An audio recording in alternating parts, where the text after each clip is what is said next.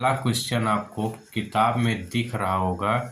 ठीक, दजला और फरात नदियों के दो आब में पनपी सभ्यता। ठीक, ये कब क्वेश्चन पूछा गया है? 2010 में। ठीक, इसके बाद हम अगला क्वेश्चन देखते हैं। आइए जानते हैं। ये जो हमारा नोट्स है आपको 25/4/2025 को बनाया गया है।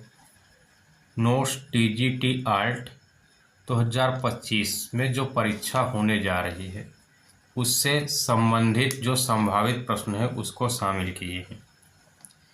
एक खास बात इसकी है कि ये जितने भी प्रश्न शामिल हैं ये TGT आल्ट 2010 में पूछे गए प्रश्न हैं और इसका हम विथ प्रूफ आपको दिखा भी देते हैं। इसके बाद हम हल करेंगे। जैसे पहला क्वेश्चन देखिए। पहला क्वेश्चन आपको दिखाई पड़ रहा होगा, दजला और फरात नदियों के दो आब में पानी सभ्यता। ठीक, तो ये पहला क्वेश्चन आपको किताब में दिख रहा होगा। ठीक, दजला और फरात नदियों के दो आब में पनपी सभ्यता। ठीक, ये कब क्वेश्चन पूछा गया है? 2010 में। ठीक, इसके बाद हम अगला क्वेश्चन देखते हैं। अगला क्वेश्चन है हमारा, नील नदी की घाटी में पनपी सभ्यता। ठीक, मिस्र में थी। अब दूसरे क्वेश्चन को ही हम आपको दिखा देते हैं। दूसरा क्वेश्चन ये है, आपको दिख रहा होगा सबसे नीचे देखिए, नील नदी की सभ्यता। ठीक, दिखा। और कब आया है? ये सन भी देखिए, ये जो रेड कलर नीचे दिख रहा है 2010 में, यहाँ देखिए ये। ठीक, 2010 में। तो ये जो नोट्स हम तैयार कर रहे हैं क्योंकि मेरी खुद की भी परीक्षा लगी हुई है और इसी बहाने आप लोग के लिए भी ये वीडियो भी तैयार हो जा रहा है। इसमें ये जो 2010 ये चैप्टर 1 है और चैप्टर वाइज चैप्टर हम चलेंगे भी। चैप्टर 1 है और 1 में वही प्रश्न शामिल किए गए हैं जो 2010 में आए हैं। वीडियो बहुत बड़ा भी नहीं बनेगा, छोटा बनेगा। इसके बाद हम जो बनाएंगे उसमें 2011, 12, 13, 14, 15 तक कवर करने का प्रयास करेंगे।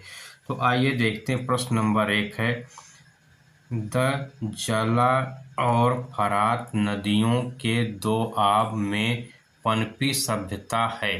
तो किसकी सभ्यता थी? ये मिस्र की सभ्यता है। ठीक, दूसरा प्रश्न है आपका, नील नदी की घाटी में पनपी सभ्यता। ये भी कहाँ की सभ्यता है? मिस्र की सभ्यता। तीसरा प्रश्न है, अमृत की कला किस देश की प्राचीन कला को कहते हैं? तो ये क्या है? मिस्र की ही है। अब यहाँ देखिए, मिस्र की जो सभ्यता है उससे संबंधित आपको अभी तक 3 प्रश्न मिल चुके हैं। अगला प्रश्न है, हड़प्पा का संबंध है। हड़प्पा का संबंध किससे है? इंडस वैली से। ठीक, इस प्रश्न का उत्तर हो जाएगा, अगर ऑप्शंस में मिलेगा आपको इंडस वैली तो वही ऑप्शंस हमें टिक कर लेना है। अगला प्रश्न है, प्रथम धातु निर्मित नर्तकी की मूर्ति है। किसकी है ये? बिलारी। ठीक, किसकी है? बिलारी। तो आपको वहाँ ऑप्शंस बिलारी देखने को मिल सकता है। नटराज मूर्ति की ऊंचाई, जो नटराज की मूर्ति थी उस समय उसकी ऊंचाई कितना थी?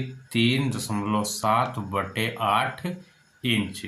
इंच में नापते थे। ठीक, सेंटीमीटर नहीं रहेगा। हो सकता है आपको वहाँ 3.7/8 सेंटीमीटर भी दिया रहे और इंच भी दिया रहे, तो ध्यान दीजिएगा इंच की बात की गई है, सेंटीमीटर की नहीं। ठीक, अगला प्रश्न है, बिल्ला सरगम गुफा किस राज्य में स्थित है?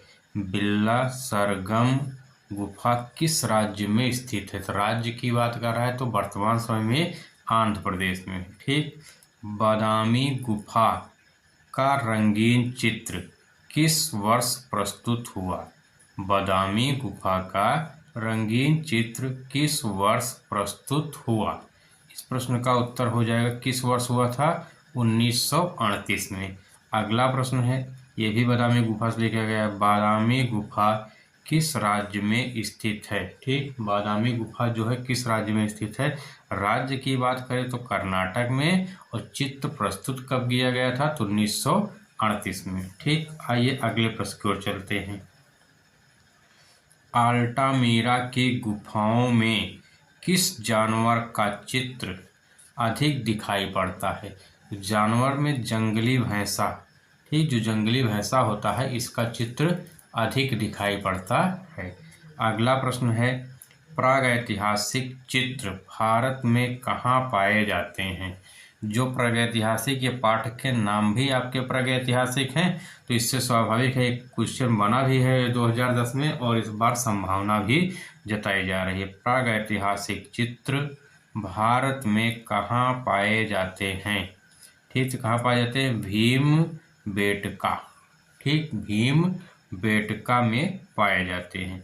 अगला प्रश्न भीमबेटका से ही बन गया। भीमबेटका की गुफाएं किस शहर के नज़दीक हैं। जो भीमबेटका की गुफाएं हैं वो किस शहर के नज़दीक हैं, तो शहर का नाम क्या है आपका, भोपाल। ठीक, पंचमढ़ी, गढ़ी नहीं है, मढ़ी है, ठीक, पंचमढ़ी स्थित है, कहाँ स्थित है, मध्य प्रदेश में। ठीक, पंचमढ़ी स्थित है, इस प्रश्न का उत्तर हो जाएगा मध्य प्रदेश में। अगला प्रश्न है, सिंघनपुर किस राज्य, सिंघनपुर किसके लिए प्रसिद्ध है। ये जो स्थान है सिंघनपुर किसके लिए प्रसिद्ध है, तो प्रागैतिहासिक शिला चित्रों के लिए। ठीक, यहाँ पे इस स्थान पे प्रागैतिहासिक शिला चित्र काफ़ी मात्रा में देखने को मिले थे, इसलिए क्या है, सिंघनपुर इसके लिए प्रसिद्ध